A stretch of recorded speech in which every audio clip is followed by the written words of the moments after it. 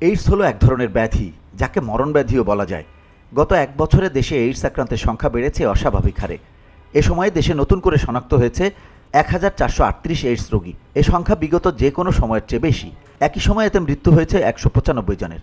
আক্রান্তদের মধ্যে পুরুষ 77%, নারী 22%, হিজড়া 1%। নতুনভাবে সংক্রমিতদের মধ্যে 55% বিবাহিত, আর মৃতদের একটি বড় অংশের বয়স 60 বা তার চেয়ে বেশি।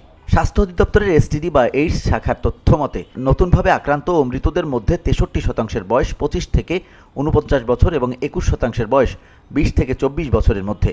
নতুনভাবে আক্রান্তদের মধ্যে 10% রোহিঙ্গা, 1% নারী যৌনকর্মী ও 1% হিজড়া। নতুনভাবে সংক্রমিতদের মধ্যে 55% বিবাহিত, 40% অবিবাহিত, 5% বিধবা বা তালাকপ্রাপ্ত। দেশের 8 বিভাগে নতুনভাবে সংক্রমিতদের সংখ্যা: ঢাকায় 406 জন, চট্টগ্রামে 326, খুলনা 154, রাজশাহীতে 147 এবং অন্যান্য বিভাগে 44 থেকে 86 জন। এ প্রসঙ্গে স্বাস্থ্য অধিদপ্তরের লাইন ডিরেক্টর টিবিএল ও এইডস বা STD program doctor Mahfuzur Rahman Sarkar বলেন, আমাদের পরীক্ষা করার সক্ষমতা বেড়েছে, তাই পরীক্ষা বেশি হওয়ায় শনাক্তও বেশি হয়েছে, তাই সংক্রমণ বেড়েছে সেটা বলা যাবে না। তাছাড়া আক্রান্তদের চিকিৎসার আওতায় আনা হয়েছে, তাই রোগটি ছড়িয়ে পড়ার আশঙ্কা কম। বিভাগ হিসেবে চট্টগ্রামে সর্বোচ্চ সংখ্যক এইচআইভি রোগী শনাক্ত করা হয়েছে। 2024-এ প্রায় 150 জন নতুন করে এইচআইভি আক্রান্ত হয়েছেন বলে জানা গেছে, আর প্রায় 1200 রোহিঙ্গা এইডসের চিকিৎসা নিচ্ছেন।